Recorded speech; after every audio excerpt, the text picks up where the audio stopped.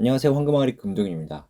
오늘은 최근에 제 구독자분께서 굉장히 인사이트 있는 질문을 좀 주셔서 답변을 드리는 김에 여러분께도 좀 공유 드리면 좋을 것 같아서 영상을 준비해 봤습니다. 바로 시작할게요. 첫 번째 질문은 신용평가사 출신 애널리스트의 경우 금융권으로 이직이 유망하다고 말씀해 주셨는데 구체적으로 어떤 직무로 이동하게 되는 것인지 알 수 있을까요? 기업이나 IB의 어떤 포지션으로 이동이 가능한지 궁금합니다. 자, 신평사 출신 애널리스트는 기업, 이제 저희는 그냥 인더스트리라고 부르긴 하거든요. 기업 쪽으로 가실 때는 경영지원부서의 회계나 자금팀으로 가시게 될 거예요. 또 대기업의 경우 해외 영업이나 사업 기획 쪽도 가실 수 있는데 제 경험상 요즘 해외 영업 쪽 계시는 분들이 AICPA나 CFA를 취득하시고 재무 분석과 영업을 융합해서 업무 시너지를 고도화시키고 계시더라고요. IB나 기업금융 쪽은 첫 번째 심사역, 영어로 이제 크레딧 애널리스트라고 하죠. 투자 물건에 대한 가치 평가나 기업에 대한 신용 평가를 주로 하는 직무예요. 당연히 IB의 애널리스트로 가시는 경우도 많은데 애널리스트의 경우 주로 기술적인 가치 평가를 하게 돼요. 또 영업 파트로 지원이 가능한데 너무 주니어 때는 사실 경험이 부족해서 세일즈 자체의 역량을 발휘하기는 좀 쉽지 않거든요. 그래서 이제 직책은 세일즈로 가시더라도 업무는 주로 분석과 리서치를 하시게 됩니다. 정리를 해드리면 신용평가사의 애널리스트는 기본적으로 회계, 재무 분석, 그리고 리서치 스킬이 탁월하다고 평가받기 때문에 거의 대부분의 기업, IB, 기업금융, 그리고 P나 VC 쪽으로도 지원하실 수 있어요. 두 번째 질문은 신용평가사, 한국신용평가, 나이스신용평가, 한국기업평가, 서울신용평가 출신 애널리스트와 채권평가사 또는 자산평가사 출신 애널리스트는 처우나 커리어 패스가 아예 다른가요? 자, 답변을 드리면 사실 요즘은 진짜 케이스 바이 케이스라고 말씀드리고 싶어요. 사실 금융권에서의 처우라는 건 인센티브를 얼마나 받느냐가 중요하지 기본급이나 복지가 어떻게 되느냐는 사실 중요하지 않거든요. 요즘은 다 거의 비슷하다고 보시면 돼요.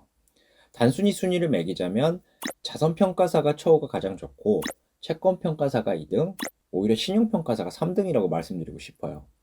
왜냐면 이게 사실 업무의 난이도나 깊이에 따른 순위는 아니고 절대적으로 숫자가 신용평가사가 제일 많고 그 다음이 채권 그리고 자산평가사가 가장 적은 걸로 알고 있거든요. 아무래도 인원수가 적으면 그만큼 시장에서 평가를 좋게 받기 마련이에요. 다만 여러분이 영업 파트에서 세일즈로서 실적을 내지 않는다면 인센티브 자체의 차이도 크게 없다고 보시는 게 맞아요. 일반적인 커리어 패스는 다 비슷해요. 결국 애널리스트로서 분석 능력을 키우고 투자자나 기관 혹은 이제 기업 고객과의 업무 관계를 형성한 뒤에 나중에 그 관계를 가지고 시니어가 되시면 영업, 세일즈 업무를 맡게 되시는 거죠. 세 번째 질문은 신용평가사로 취업을 하고자 한다면 처음부터 신용평가사를 노리고 준비하는 게 맞을까요?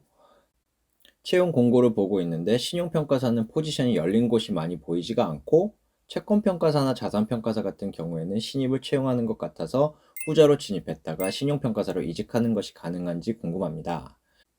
자, 일단 이 질문에 답변을 드리려고 제가 아시는 그 신용평가사분한테 연락을 좀 드려봤는데, 조만간에 자리는 이제 날 거라고 하더라고요. 보통 신용평가사들이라든지 이런 회사들을 보통 한꺼번에 같이 채용 공고를 내는 경우가 있어서 아마 조금만 기다리시면 이제 채용 공고가 뜰 것 같습니다. 자, 이직이 가능하냐? 물론 이직 가능합니다. 근데 신용평가, 채권평가, 자산평가가 다 평가이긴 하지만 2, 3년 차만 되어도 업무의 성격이 완전히 다르고 다루는 분석 기술도 다르기 때문에 분야를 바꿔 이직하시는 것보다 첫 목표인 신용평가사로 시작하는 걸 추천드려요. 사실 다른 분야 좀 있다가 이직해야지 이렇게 하시는 분들이 많아요. 근데 제 경험상 첫 발을 담근 분야에서 커리어를 계속 이어나가는 게 대부분이에요. 왜냐면 1, 2년만 지나도 흔히 이제 머리가 한쪽으로 굳는다고 하는데 여러분이 업무를 하는 사고의 프로세스가 굳어져 버리거든요. 그래서 제가 사실 후배들 신입 인터뷰들을 보면 다른 분야에서 경력을 짧게 쌓고 오시는 분들이 오히려 사고의 폭이 좀 좁더라고요. 자, 오늘은 이렇게 구독자분께서 주신 질문에 대한 답을 좀 드려봤고요. 개인적인 내용이 좀 들어간 질문은 좀 뺐습니다. 오늘 영상은 여기까지고요. 여러분의 좋아요, 구독, 알림 설정, 그리고 댓글 문의는 영상 제작에 큰 힘이 됩니다. 시청해주셔서 감사합니다.